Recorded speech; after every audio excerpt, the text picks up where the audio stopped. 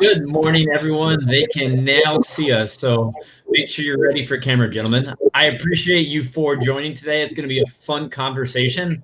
I appreciate everybody tuning in right now. You know, in craft beer professionals over the past, since March, there hasn't probably been a hotter topic than cans. Cans. I've seen so many posts about, hey, I need cans. Can you help me out? Where are you getting your cans from? Just so many topics about packaging these days because it's such a vital, topic in craft beer. When the pandemic first hit in early 2020 now, essentially shut down all on premise, and everybody was looking for ways to capitalize on the huge off premise right then and there. And you four all work in that line of work. It's directly relevant to what you've been doing. And I'm really looking forward to diving into a conversation on just the current state of canning and, where we go from here. I mean, this year has been a year unlike any other, and I'm very curious to hear your thoughts on where we go from here. But Evan, we're going to start with you. I just like to go around in a circle. Everybody introduce yourselves and why you are here in this conversation. So Evan, the floor is yours. Yeah, absolutely. Thanks for having me this morning, Andrew. So my name is Evan Stewart. I'm the Northeast Territory Manager at Petainer. And what Petainer does, we are a leading manufacturer of 100% recyclable PET kegs. So these are one-way plastic kegs. They're not your father's one-way kegs. There's been a lot of technological advancements, safety advancements recently that means that our kegs will protect your beer and your workers pretty much just as well as stainless. But like Andrew was saying, since March, we've seen the demand shift and have had some customers have some really inventive ways and to get their beer to customers using inventive packaging and stuff. And that's kind of what I'm here to talk about, some of the things that we've seen and try to share that with as many people as possible and hopefully help everyone, come through the other side. I'm looking forward to hearing your take and everything you guys have done during the pandemic. Now, Mark, nice to see you again. Good to see you. Thanks for having us. Mark Pirog. I'm with Pneumatic Angelus. Sales director for our canned seamer product line for North America. And that's not just for beverage, but it's for food, can making, specialty cans, anything that's cylindrical in a can. We make equipment for that. So, we're excited to talk to you guys as well. Move on. Appreciate you being here. Now, Mike, I believe, you and Mark may or may not be in the same room. Is that correct? We're in the same room. You the same mic just so that we don't have a lot of bleed over. But we're keeping our social distance and whatnot. So that's how we're set up here in Central Ohio. And I'm the product line leader for can filling at Pneumatic Scale Angelus. Basically, my role is to evaluate the markets and trends within craft beverage and help guide Mark and his team as well as the technological teams and innovation so that we're meeting the needs of all of our customers out there. So we're looking forward to this conversation as well. We know that there's a lot going on with cans. We've seen the introduction of our CB50C that has helped customers diversify in their products just to be as flexible as possible in this time. Well, thank you as well for joining. And now on to Roger. Tell us a little bit about yourself and Ironheart, please. Mm-hmm. Roger Kisling here. I'm a vice president and partner with Ironheart Mobile Canning. We like to say, forged in the fires of kettles and cooled in the depths of cellars. Ironheart, we have been in the trenches here. We provide mobile canning services in 25 states, so Chicago, South Alabama, from Maine to Miami. We run about 60 canning lines. We'll fill about 85 million cans this year. This obviously the move to more package, we have been on the front lines. Our goal, of course, is to remain flexible, provide material sourcing to our customers so that everybody has the opportunity. Am I getting some feedback there? You sound okay. Okay. So that our customers can keep their revenue flowing through packaged product. We obviously focus on smaller, mid-sized breweries, but we also work with many, larger breweries as well to supplement capacity in various functions. So that's Ironheart in a nutshell. Yeah, I'm sure you've been quite busy through all of this. The spikes in demand, inability to forecast. It's been difficult, but remaining flexible and having that open-ended capacity so that we can really be canning infrastructure for people is what has been really, really key. And then if the pandemic wasn't enough, of course, now we're in the midst of the candemic, if you guys haven't heard that term, but it certainly is true. So let's dive right into that, Roger. We're in a pandemic right now. I've talked to so many breweries, and the smaller breweries are definitely impacted more than this because they don't have the long, lines of cans already in stock. So are we in a pandemic right now, and who is suffering the most? The short answer is yes. And it's, specific to the brewing industry, I see the shortage mostly in 12-ounce cans. It's starting to spill over into 16-ounce cans. Obviously, it's something that I think the brewing industry doesn't always recognize. I'm sure Mark and Mike understand this a little bit better, is that craft beer is not the only product in cans. There's a lot of pressure from other beverages right now, whether it be coffee, energy drinks, wine, RTD cocktails. A lot of other beverages are moving more to cans as well. That combined with the drop-off in draft and on-premise sales really increased demand. And can manufacturers do not adjust to short-term spikes in demand well. They're maxed out with their capacity. It takes time for them to build that capacity. So domestically, we have seen a shortage in can supply. Now, you asked who was affected by it, and everybody has been affected by it. I've received calls from, top 100 breweries in the United States that have also seen some of their printed can supply either the allocation be shortened or potentially be cut short. So, that uncertainty spills down to everybody. Unfortunately, in a supply and demand situation where demand is high and supply is short, price often goes up. So the Ironheart experience right now, we do provide material sourcing and logistics. We provide about, I would say it varies, but we source about 70% of the materials that we fill. We do the sourcing ourselves.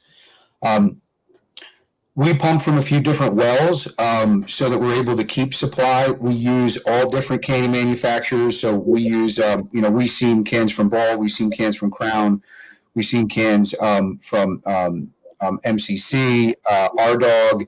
We have seen recently some international supply come into the domestic market to fill a gap in need.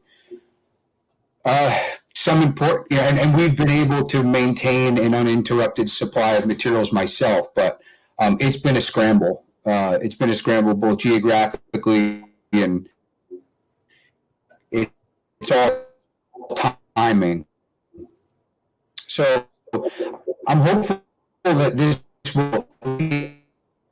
we're going to be in this for the medium term. I've talked to some suppliers in the industry, and it's going to be tight through 2021.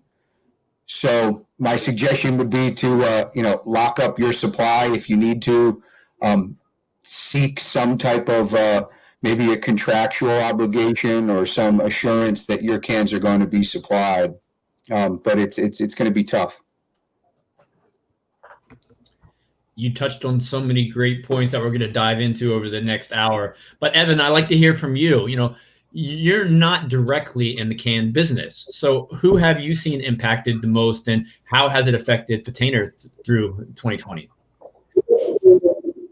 Yeah, so because we're keg suppliers, the draft market, collapse is really probably the correct term for it. Definitely affected us. The interesting thing, though, is that it wasn't a complete and total just disappearance of our market, because kind of as Roger was saying, between the can shortage and also back in the spring when there was so much unknown and people unsure about what was going on, and we saw a lot of interesting, creative, and sometimes legally questionable ways that people were packaging their beer to get it to market. People were looking at any and all options.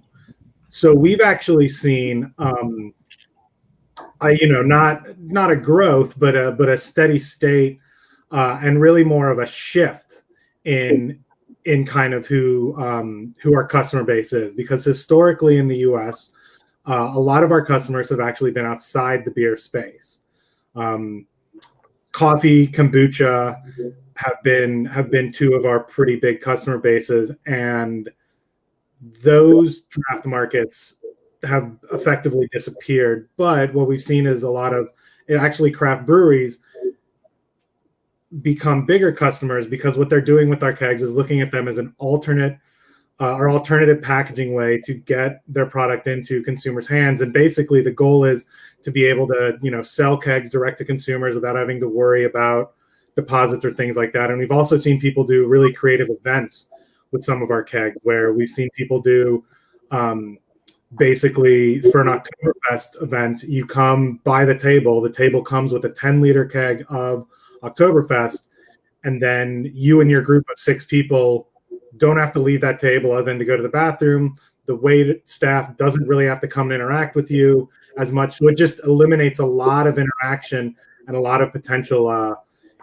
for contact tracing and that kind of stuff if there's any sort of COVID issue. So it's been really heartening to see just everyone getting creative, and how we've really fortunately been able to assist in that. Because as even though PET kegs are pretty popular worldwide in the beer market, they're not very popular in the beer market in North America. That's just the reality. So we are definitely an alternative packaging, and people thinking a bit outside the box, and us thinking, with them and helping to just be another avenue when, if there is a can shortage, or just even if someone wants to come in and buy a higher volume of beer than necessarily, 3 cases of cans or something like that. You mentioned PET kegs not being a thing as much here in the United States as opposed to overseas. Talk a little bit about the educational opportunities you've used during this. How are you educating breweries about the value and what you do, and making them aware that this is an option during this crunch and beyond? Yeah, absolutely. It has been kind of a great opportunity for us to re-engage with especially craft beer, and let people know that, like I said at the top, this is not your father's PET keg. The reality is that when PET kegs were first introduced to the American market a few decades ago, they weren't as mature of a technology as they are now. We, had issues that, and in one case, it very unfortunately directly resulted in the death of a worker at Red Hook. Those overpressurization issues were something that not just at Petainer, but industry-wide, PET kegs have taken, very seriously. And so at Petainer, we have safety measures where not only are kegs burst tested well above, the 4-bar rating that we have on those kegs, but we also have burst discs built into the keg, so that even if you start approaching those pressures, the burst disc will fail and you'll just start leaking beer out. There will be no explosive event. We've also invested in UV blocking technology so that it'll prevent your beer from skunking, and those sorts of things. So it's been a great education opportunity for us. Like a lot of things, it's a shame that it kind of had to come out of a pandemic and out of this situation. But like everyone, just kind of trying to make the best of it and say, look, the reality is with everything, the technology has improved and gotten so much better that we think that it is worth taking another look at and seeing if there's a way to utilize in your brewery, in your operation. I always slap myself every time I say the word innovation during these conversations lately, but it's one of the keywords of 2020, and it's great to see people like you and Petainer doing things like that to provide value to breweries these days. Now, Mike and Mark, whoever wants to jump in on this one, how has Pneumatic been affected by the pandemic, and how have you shifted a little bit? Well, I'll jump in on the sales side. We've been very, very fortunate. We've actually had our best year ever, selling a lot of seamers. We manufacture all types of equipment, so it's not just can seamers, but we've had our best year in can seamers as well. We introduced our craft line a few years ago, and that took off like crazy. And then our high-speed lines. We supply the can seamers for the 2,000 a minute lines at AB or Miller or Coke and Pepsi and all that, and that's been phenomenal. They've been replacing lines to keep them running because of demand, and then all the new lines going in. We're talking about different products coming to market, and they're all coming in cans. Talk about your kombuchas and seltzers in particularly. We've been involved with probably 10 projects this year for high-speed lines strictly for seltzers. And these are lines that are running from about 1,600 to 2,000 a minute. So you can imagine the can throughput that these lines are chewing up. And it's just been phenomenal for us. And then on the food side, I know we're talking beverage here, but the food side as well. The pandemic forced people to stay home and buying a lot more canned foods. So it's just, for us, fortunately, it's been working out very well. We've been fortunate that way. Yeah, and to build on what Mark said, cans were predicted to overrun bottles in 2020 by the Brewers Association and Craft Beverage. So we saw this coming, but as Roger indicated, the canning industry is not very quick to react to spikes, as he mentioned. So it takes a long time for them to catch up. And the pandemic just exacerbated it, just like a lot of other things, and accelerated people's plans to move into packaging and direct-to-customer off-premise sales. So we've accelerated some of our own plans to help that. We have remote service available for customers that have our machines, so that we can keep them canning and keep them going when they have that supply. We are lucky enough to be categorized as an essential business, so that we've stayed open throughout the entire pandemic, been able to provide our customers with service, with parts, with machines when they've been able to do that. So really, it's an overriding theme that everybody keeps hitting on, but it's adapt, flex, do what you can to get through this, and really, it's accelerated a lot of plans that were already in place. And then just to add to that too, we're in obviously daily communication with the big packagers, canners, and there's a big push to go into aluminum. Everybody's aware of that, and get away from plastics. All the big water manufacturers, they've been talking to us for years, and then they're planning on new lines, upgrading lines, because within the next year or two, they want to be in cans for water. So there's just going to be more and more of a demand. One of the largest soft drink manufacturers in the world told us that they are 1 billion cans short this year. So a big player like that can't get cans. So there's a demand, and it's just going up and up. No, talking about big players like that, whether it's in the soda world, just the food canning world, or just the AB InBevs of the world. Obviously the people with the most money right now and the largest production are getting probably first dibs at all the cans that are available. over the next 12 months, where do you see this can shortage going? Is it going to become even worse before it gets better? What are your predictions from you four on, how long we're dealing with this aluminum can shortage? I'll just jump in real quick. I'll let the other guys talk, but I don't think in the next 12 months we're going to see it wane much. I know the can makers are scrambling to increase production, but as was mentioned earlier, they're not going to overstep and invest so much money that they can be left holding the bag in a year or two. So they're going to be prudent about it, but they are definitely increasing. Read reports where we're expected in this country to increase production by about at least 10%. Will that? I don't think will satisfy the demand. I think for the next year through 2021, we're still going to see a can shortage situation. Yeah, and to combat that, we got to look at flexibility, get away from potentially pre-sleeved, pre-printed cans, try to rely on bright cans that are going to be more available. Maybe collaborate with some local friends, breweries, and see if you can go in on a whole truckload of cans and share that supply. That's the type of thing that we need to start looking at if we haven't already to keep things going. Just be flexible. Keep saying it. Yeah, I think it was Credit Suisse published an analysis of the can industry domestically recently, and they think that this shortage is going to last 2 years. I think until it's fully adjusted. Of course, nobody has a crystal ball. I do see there are plans for CanPack, a new manufacturer that's based in Europe that's going to open a production facility in the Mid-Atlantic. So I do think that there will be I do think that there will be some alternate sources, maybe from overseas or Europe, where there isn't such a shortage that will help alleviate some of it. But it isn't going away. I'm always amazed at the resiliency of the craft industry. It's funny during this whole pandemic, at least from my perspective, because the craft beer industry is supported by such a passionate group of consumers.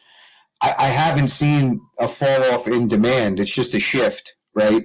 So people are still, you like to say we're in a recession-proof kind of an industry. I used to work in distribution of wine and spirits, and when times are tough, people drink, and when times are good, people drink. So, hopefully that stays true.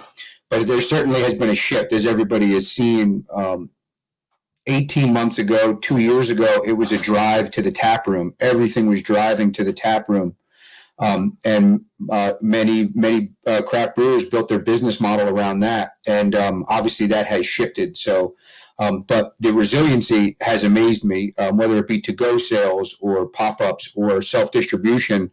Many of the people that we work with, they have not skipped a beat. They've just moved their production volume, but they've been able to maintain their production levels and continue to grow through what's happening right now. Yeah, I think Roger kind of hit on a really good point there, saying the ability to pivot, from the very common tasting room only model into some sort of direct to consumer, be it delivery, cans out the tasting room, whatever it is. But with cans becoming so critical in that, I still think that trying to maintain some diversity when possible, so that you're not, especially as a smaller player, totally dependent on it. I mean, I know we've all seen those posts of guys on Craft Beer Professionals freaking out trying to look for cans. And yeah, cans are going to be important into the future. Cans are probably going to be the number one packaging for craft beer for, I don't know, the foreseeable future, if not forever. But having other options available, I think, is going to just make your brewery more resilient for whatever happens. Be that, investing more in your crowlers if you can get them. That was a shortage that we saw earlier as well. Your glass growlers, any sort of, like my PET kegs, honestly, anything that you can just introduce some flexibility, I think is going to be really important. because I wouldn't be surprised if, as we're saying, this does go on for another 12 to 24 months, but we start to see other knock-on shortages, like exactly like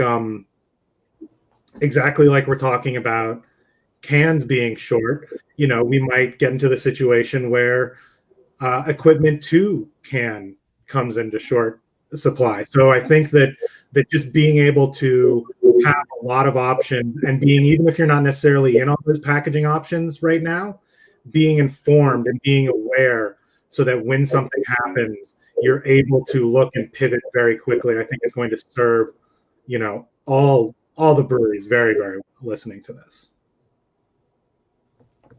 Yeah, I would tag on to that, Evan, because that's where you need to be. You want to get out there during this time, get your beer into your customers' hands, so that when the crunch starts to lessen, you're able to expand even further. But you don't want to miss this opportunity to position yourself as somebody that can provide direct-to-customer sales, off-premise sales, because quite frankly, I don't see that going away.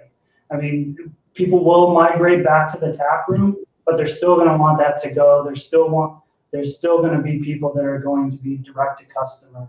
And positioning yourselves now and being prepared for when that crunch starts to lessen is vital and critically important. I was running some numbers the other day on a study that I conducted with about 1,500 unique drinkers, and we found that from 30 days ago to today, 36% of guests are visiting breweries less for to-go purchases, but 26% are visiting more for to-go purchases. So that's interesting. So you have a huge sect visiting less, but you also have a quarter of the drinkers visiting more. And I think that really speaks to where we are today, because there's a lot of value in both the direct to consumer through the e-commerce method, which I want to dive into in a sec, and also just the general curbside delivery pickup that we've just seen a ton of recently. How has e-commerce changed the way your companies have operated through this? Are you seeing a direct correlation in the breweries that you're working with that are offering that in their demand? Or what are your just general observations on the industry? And, Roger, you mentioned your background in the wine industry. Are you seeing a lot of trends that you previously saw in the wine emerge in beer, especially on the direct to consumer e-commerce front?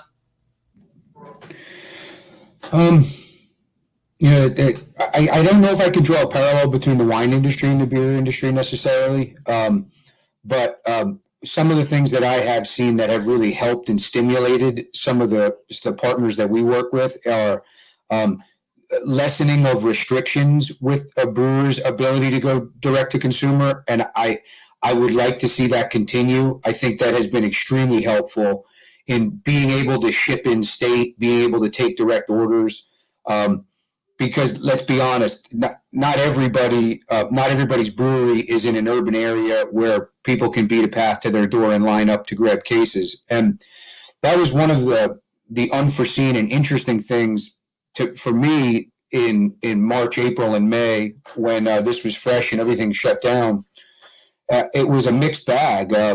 Some people's canning volume went up. Others went down significantly because they were more rural. And they just didn't have the ability to do a volume of to-go sales out the door.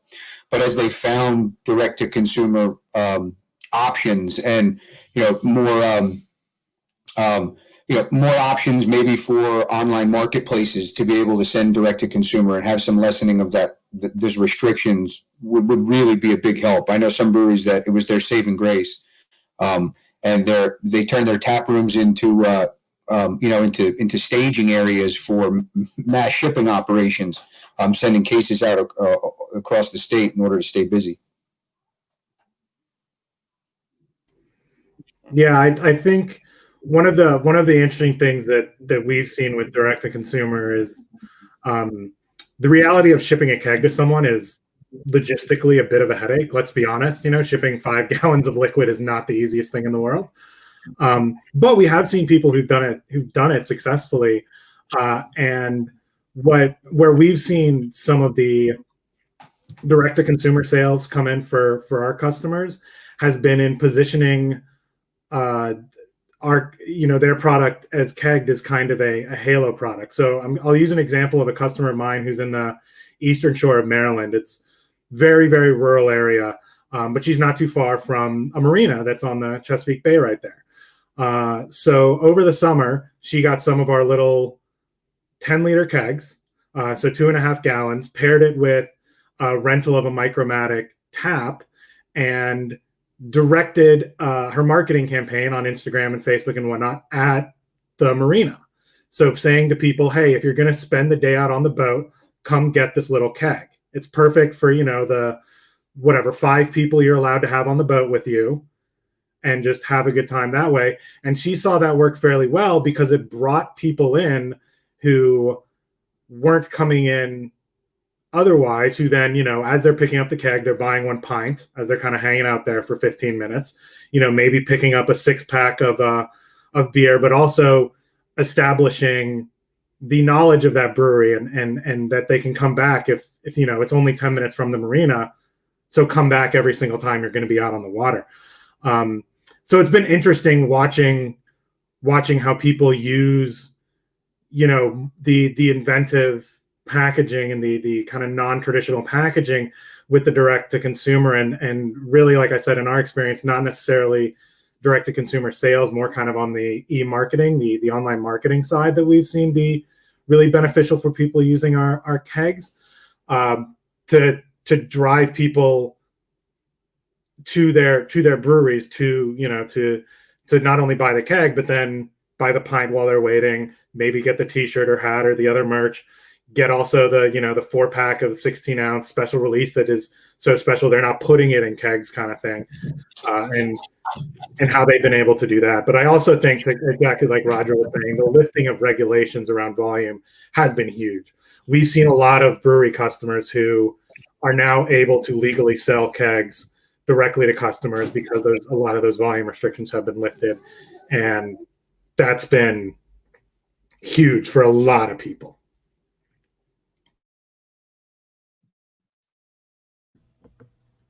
No, Mike or Mark, is there anything you guys would like to add about the conversation on, just direct to consumer and e-commerce right now? Well, from where we stand, we don't get involved too much at that end. We don't see it. Obviously, we're working on the individual package of putting the lid on the can and filling it. So we don't necessarily see that side of it. I did want to add something though that I'm kind of surprised that I haven't seen much of this yet is steel cans for beer or beverage. Seems like everybody still wants the aluminum, which is great, but there are steel cans that you can use.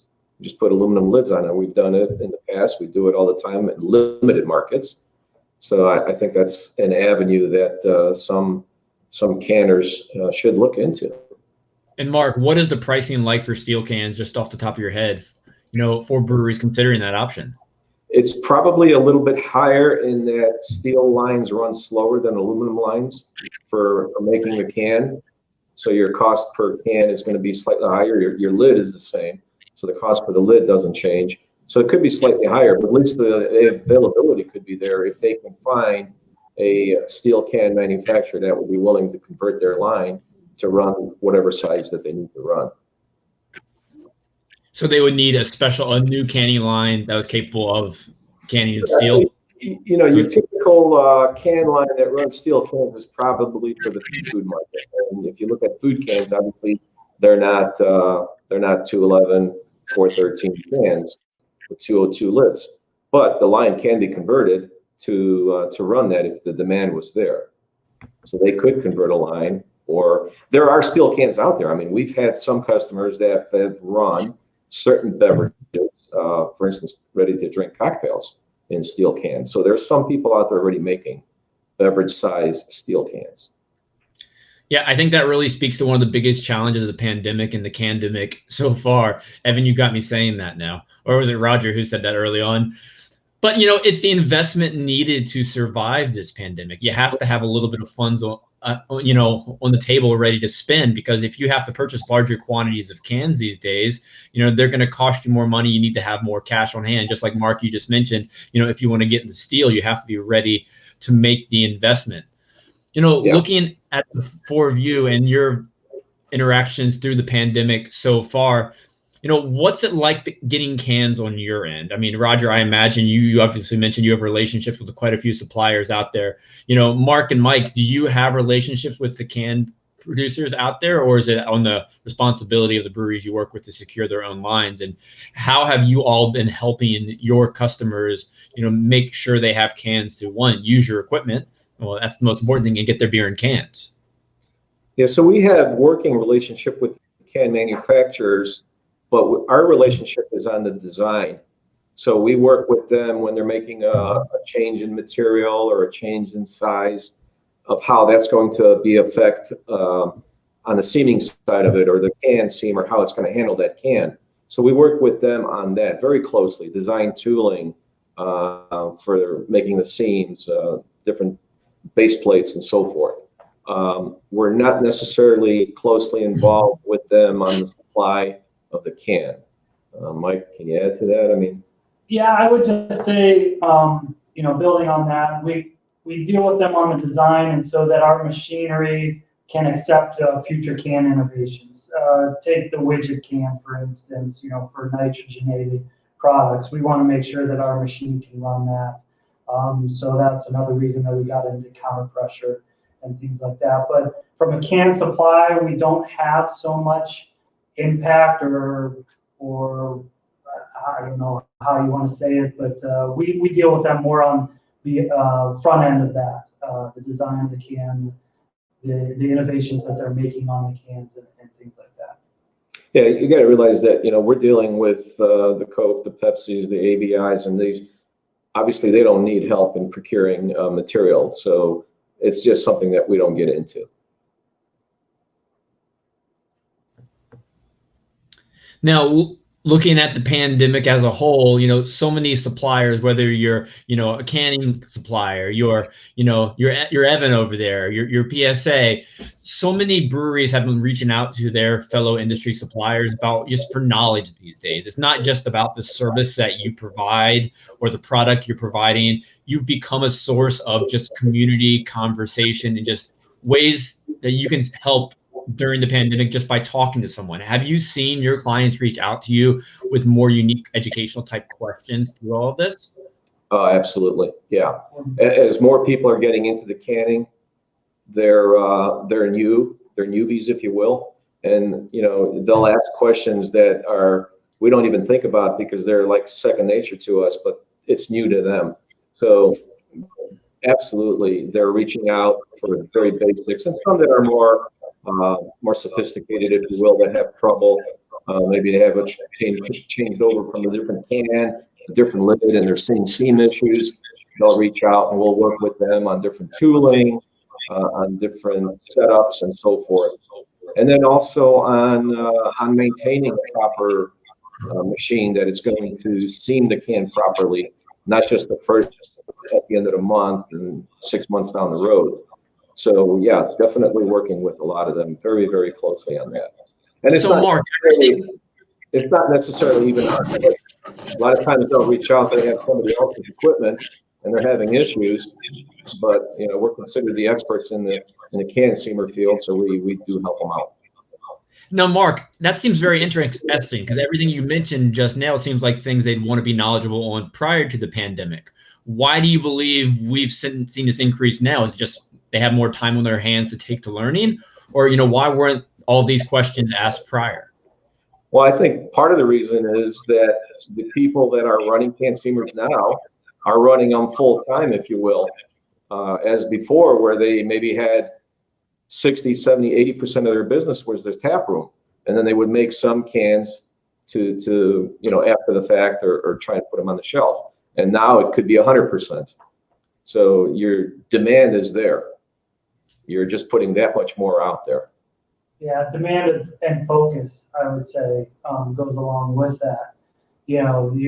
As Mark said, you shifted from tap room to direct to customer. Now you're putting as much focus on your packaging as you are on your product, and that's important. And as kind of quote unquote beginners to automation and packaging, that's where we can help as a trusted advisor to answer those questions that you didn't know you were getting into when you started packaging beer, and you just kind of figured it out as you went, and it wasn't a super high priority because you had so much other business going on.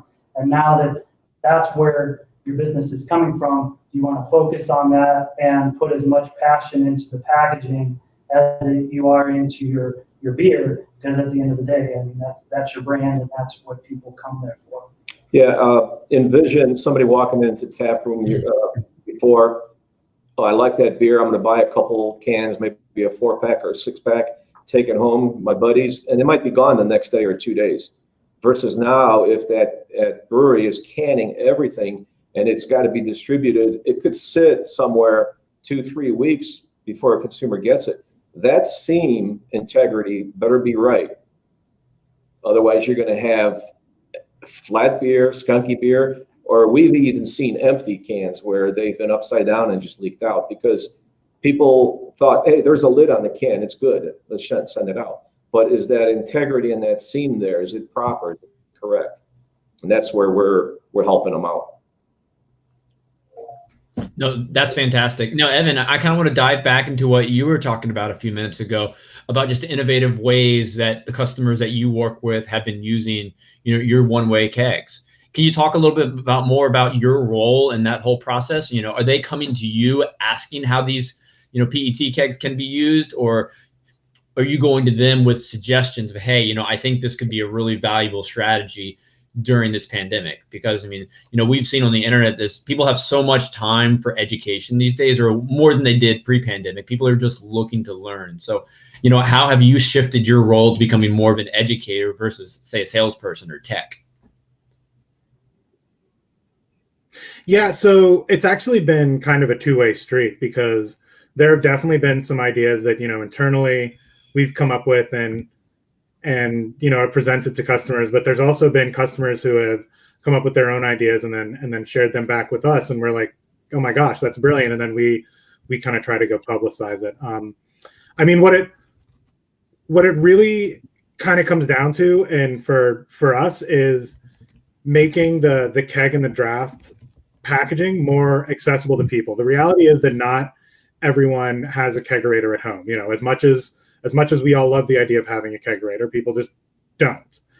So what are other ways that you can get the draft product to them? Because the reality is, especially now with everyone staying home and smaller gatherings and that kind of stuff, the draft packaging is makes things a little more special, a little more of an event and festive. So I kind of talked about the one customer I have who attached it to a marina. We've seen a lot of that, where people have looked at what makes my brewery special and how can I market that so I get people coming in. I've got another customer who is right next to a river that does tubing down the river, and unfortunately we didn't get the project rolling for this season, but next spring we definitely intend to basically flood him with our 10-liter kegs. He's going to do the same thing, get the little Micromatic tap, rent those out, and then sell those kegs to people to float down the river, as opposed to, a bunch of cans or stuff like that. And he was actually saying that he's actually going to have a deposit system just to make sure the kegs come back and don't end up in the river, which is ironic and unusual because, hey, they're one-way kegs, right? They're kind of supposed to be like the cans or bottles and go into the recycling stream. But some of the other things we've seen are just people utilizing them in ways that are totally off the wall and things that we would have never expected. I touched a little bit on a couple customers that I've seen where they've basically done tableside draft service with our smaller kegs, so that there's less of a need for the staff and customer interaction, just so that there's not as much contact there. We actually launched just this fall a draft backpack dispense solution.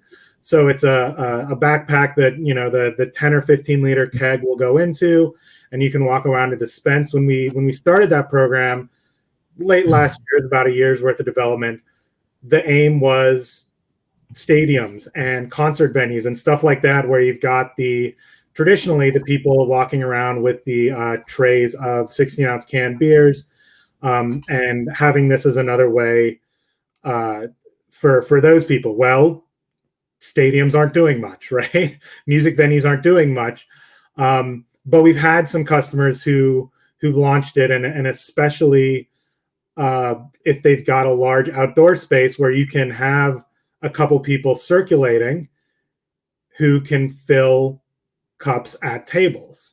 So again, the customer doesn't need to necessarily go into a centralized bar, stand in line waiting to get their next beer. They can basically stay at their table, stay in their little 6, 7, 8 person group, and there's just a little bit less contact to make people, more comfortable, but also just less possibility for transmission. So it's been really, really exciting, because it seems like every idea that we try to come up with internally about, say like, hey, the 10-liter keg, this will be great for, watching football and tailgate at home and those kinds of things. Our customers kind of find another way to take it a step further that we never would have come up with. And it's been really fun to see, honestly. Well, that's really interesting. You're talking like larger formats, and we're going to dive back into that in a minute. But I know, Roger, you had something you wanted to add. Yeah, before I faded out there, sorry for the technical difficulties. Mark was speaking about more people seeming cans, and the level of technical expertise. I think it's often true that people who enter canning or get the first time as a craft brewer, the seamer is the most technologically complex part of the canning lines, especially the inline fillers that are very common. And those canning lines are very operator driven as well. Now, for Ironheart, we're hired because of our expertise, so we handle that. But in many small breweries, of course, the person that's doing the canning is not a dedicated packaging manager. Oftentimes, somebody who's doing the canning is a brewer or an assistant brewer, or they're assisting and they work, they previously worked in the tap room. So that, having a certain level of expertise, being able to make seam adjustments, because it's not a question of if your seamer is going to fall out of spec, it's a question of when. And properly maintaining that equipment is all a big part of it. And probably one of the most, I would say, the central, a central value of that Ironheart has is that we cannot make your beer any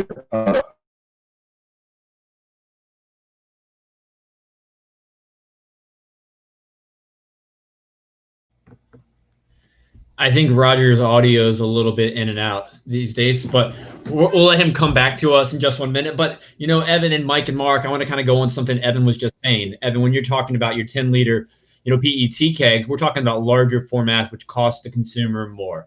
A big trend during this pandemic is people breweries especially, having to shell out more money to get the cans that they need. The cans that might have been once say 10 cents are now 15 cents. So we're definitely seeing increased cost.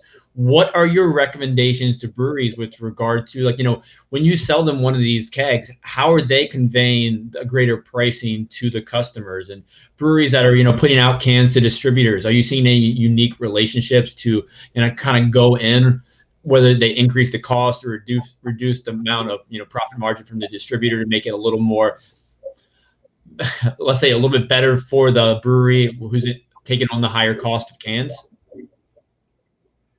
Yeah, we've seen a couple of things there. I definitely am aware of conversations that some of our customers have had with their distributor partners as to how to kind of split up the cost, because in my case, compared to traditional stainless kegs, the way that you don't buy the packaging for kind of a traditional stainless keg, right? You rent it, and there's a deposit associated with that. So it can be a bit of a mind shift, making sure that people are aware of how to handle it in terms of the finances. But one of the other big things that we've seen, which I don't remember who made the comments earlier, is that for a lot of smaller of our smaller customers. Either the simple fact that, taking delivery of a pallet size would require a lift gate, which drives up your freight costs, which then makes the keg more expensive. You don't have the space to store, multiple pallets. So then you can't necessarily get volume discounts, which drives up the cost a little bit. All those sorts of things. So a lot of our smaller customers, we've tried to put in contact with each other if they're in the same geographical area. So it's like, hey, you three guys in Raleigh, for example, I know that you all order a pallet of kegs every couple months. Like, is there one of you who maybe can take the delivery, and then you split the savings on, cheaper freight, not having to do the lift gates, and kind of a little bit of a volume discount. And I know that somebody mentioned the similar tactics for cans of just, banding together, usually, honestly, pretty informally. Like, I'm not aware of any formal, relationships, but just calling up the brewery next door and saying, hey, can we split a pallet? And that I've seen be successful, because it lowers the per unit cost, which not only means it's easier for the brewery to get it, but then there's less cost to pass on to your distributor partner, to the consumer at the end, which then makes your product obviously cheaper and thus more attractive.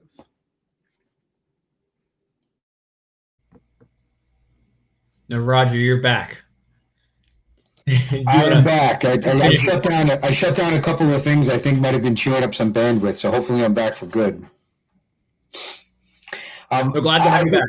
The last comment I just wanted to make was that I think it's a key it's a key value to patent, and that is that during the can test, you will only diminish the quality of the beer. You're not going to improve the quality of the beer through canning.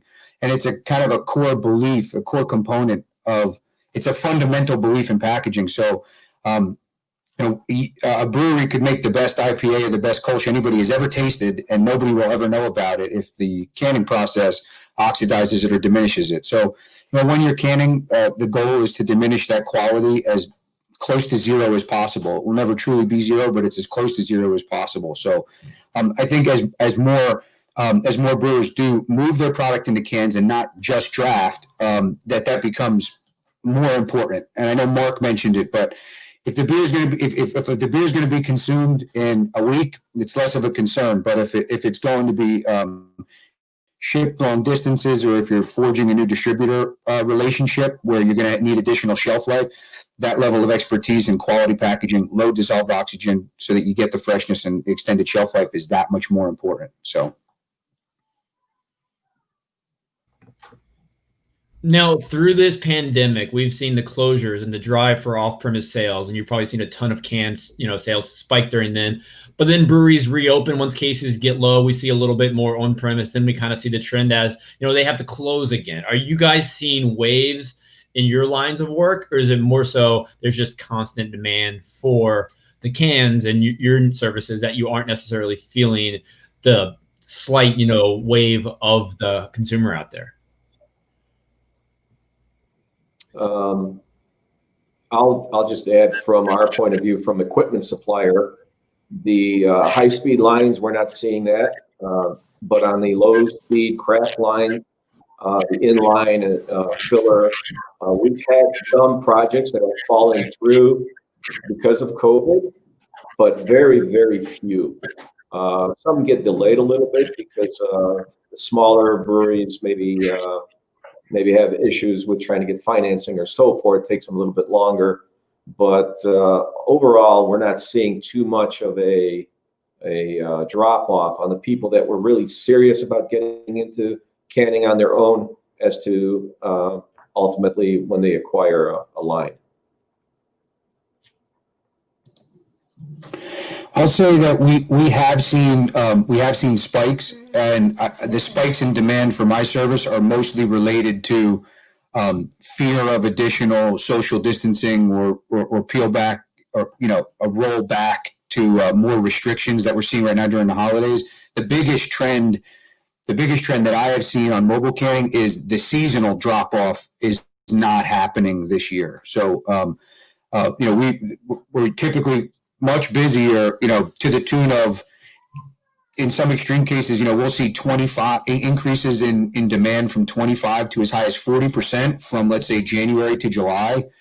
Whereas in 2020 here, the demand is not falling off as we're getting here into December. We'll see if we go into the new year with a little bit of a hangover, with many partners maybe producing more here in December, and then overproducing or overpackaging. I don't know. I don't have a crystal ball, but we certainly have seen more sustained demand this year and not the seasonal drop off that we've seen previously. Yeah, we had a pretty aggressive drop off initially, and I think that was related to two things. First of all, like I said at the top, some of our non-beer markets really haven't recovered at this point. Specifically things like coffee and kombucha. But as it's gone on, as things have gone on, and people have figured out their strategy surrounding really any sort of packaging, right? How are they going to go to market in cans? How are they going to go to market with their crowlers and their growlers or kegs or anything? We've seen pretty steady growth, and some of that has actually also been related to some new exports that people have done. I've seen a few state guilds approach us and say, hey, we're looking to try to put export programs together that make it a little bit easier for our member breweries to find new markets beyond basically, the four walls that they exist in. And in some cases that is export. So things like that, in addition to kind of the other more creative brewery-based solutions that I was talking about, we haven't really seen too much of an ebb and flow. And also, the other reality is that with a lot of the kind of ebb and flow in market being in state or locality driven, when one state does something, another state does something different. So they kind of, from what we've seen, other than the initial, everyone not trying to spend any money in March and April that I know everyone probably saw while they're figuring out what they're going to do and figuring out their plans. We haven't seen too much of an ebb and flow, although much like what Roger is saying, we normally have a little bit of a seasonal slowdown into the fourth quarter, especially for our kind of smaller, more craft customers as opposed to some of our larger customers. And that really hasn't materialized in the same way this year.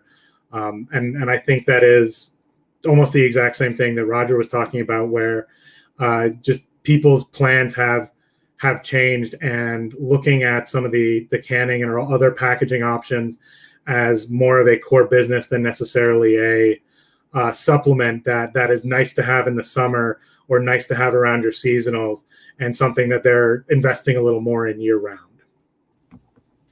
Yeah, just like earlier on, we mentioned the importance of e-commerce these days. And if a brewery doesn't have an online presence right now, they're definitely missing out. They need to have it. Just like you mentioned, I think you got to have a valid can operation these days to survive. It's not just the summertime thing anymore. We hope to sell a few cans for people going to the beach or out in the river. You have to be doing something to get your beer off premise these days. There's so many channels, whether the convenience store, grocery store, bottle shop, direct to consumer, you have to be in this. And breweries, I think, have innovated and learned this so far. As we wind down, I'd love to hear just a general recommendation or suggestion you have to offer to breweries out there these days. What is your advice to them to get ahead on the rest of 2020 and to survive this shortage until we're back to a more normal availability of aluminum cans and other, options? Yeah, I think mic is on. Oh, Evan, go for it. Sorry. I think basically kind of what we've been saying this entire time. I mean, from my perspective, it's about being as diversified and, packaging options and being able to pivot quickly as you can be. Even though like we all know, I don't operate in the can space in any way, shape, or form, and I definitely think that the can will be king going forward, even throughout the shortage and everything. I don't think that's going away. But smaller operators, especially, I think being able to have flexibility, being able to have multiple options, multiple ways to get your beer in front of consumers, and just being creative as much as you can. And honestly, utilizing people like everyone here, utilizing, you know, the craft beer professional groups, and to bounce ideas and best practices off of people, because you can't depend on just one business model in this day and age right now. I think that, you know, it's like investing. If you're totally sold in on one facet, you know, that exposes you when anything changes, and who knows what tomorrow's going to bring, right? Like I don't think it's anybody knows exactly what the situation is going to be like, certainly 6 months, 12 months, 24 months down the road. Mark? The only thing I would add is that, you know, obviously we're equipment, so we're tied into the can for this market. That you have quality equipment. You're not wasting materials. There's been so many small craft breweries that we've gone into, and we see product on the floor wasted because it's not filled correctly. It's damaging cans. So quality equipment, maintain it properly, so you're utilizing every can that's coming off that pallet is going back out the door with your product in it. You're not dropping lids on the floor and stuff like that. So utilize it, have quality, not only quality equipment, but maintain it properly and know what you're doing.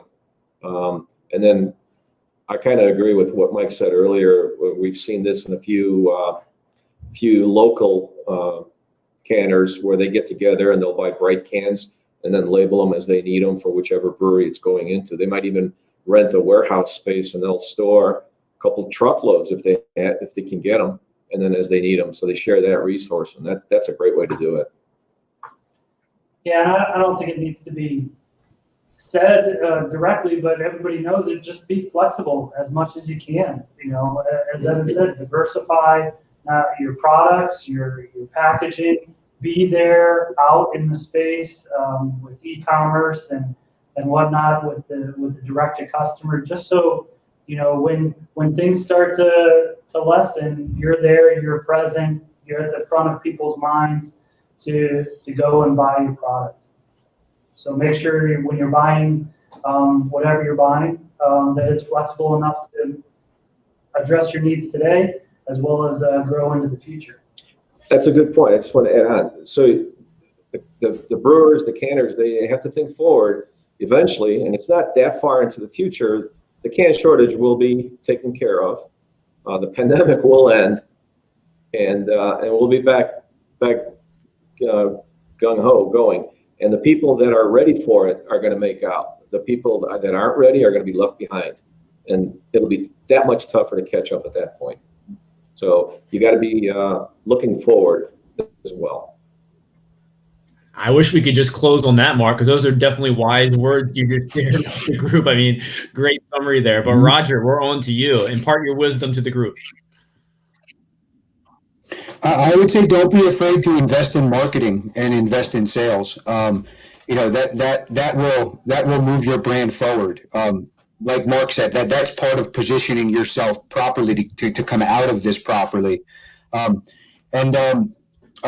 You know, as far as investing in cans, build the right partnerships so that you don't get stuck with a shortage. That'll keep yourself in business. And if you are going the distributor model, your margins are obviously going to be thinner in the distributor model. I would encourage you to take the extra time needed to sit in those planning meetings with your distributor, lay out a plan. Because one thing that did happen and will happen again before the pandemic ends is it's going to be difficult to get new distros. It's going to be difficult to launch new SKUs. So if you lay out a plan for seasonals, you lay out a good plan with your distributor, that will also be really helpful. And I think, Roger, you kind of touched on something I'm super passionate about. You know, my focus is on the taproom experience, but you could have the best brewer in the world, but if your staff can't properly sell the beer, then it's all for nothing. And to speak to what you four do, you can put the beer in the best containers, but unless you have the staff, whether it's on the distribution side, sales side, in the taproom, or even online these days, if you can't market it and sell it properly, that beer is just going to sit there and go to waste. And these times right now, we really need to maximize profit and the opportunity to get in front of the customer and minimize waste and try to reduce the cost the best we can to survive this. And Mark, like you said, the pandemic's going to end. We're going to be better. You just got to keep your head up. It's all about collaboration. Work with your local breweries. We're going to get through this together. And I think conversations like this, you guys have imparted such great wisdom. You know, we just need to take it one day at a time. People like you four are here to help every brewery and customer that you work with. You want to share. These conversations are probably sometimes the best part of your day when you get to have a little social interaction. So hopefully this year we see a lot more can sales, a lot more, Evan, of your unique product there. But I appreciate you for joining today. Mark, is there anything you'd like to add real quick before we sign off? Oh, no, we appreciate it from our end. Everybody has got good points that, here at the end, we're all imparting. I think that's the way to do it. Just don't be afraid. Keep going forward. And somebody just mentioned about store shelf space and this and that. But when this thing ends, you want to make sure that you've got shelf space, that you're not knocked out of it. So think forward, be forward thinking. Yeah, and definitely do the best you can, brewers, to keep top of mind with your customers. And these four right now are helping you do that. So everybody, Evan, Mike, Roger, and Mark, thank you for joining us today. Everyone watching, thanks for listening. And we'll see you guys soon. Have a great day and stay positive out there. Have a great day.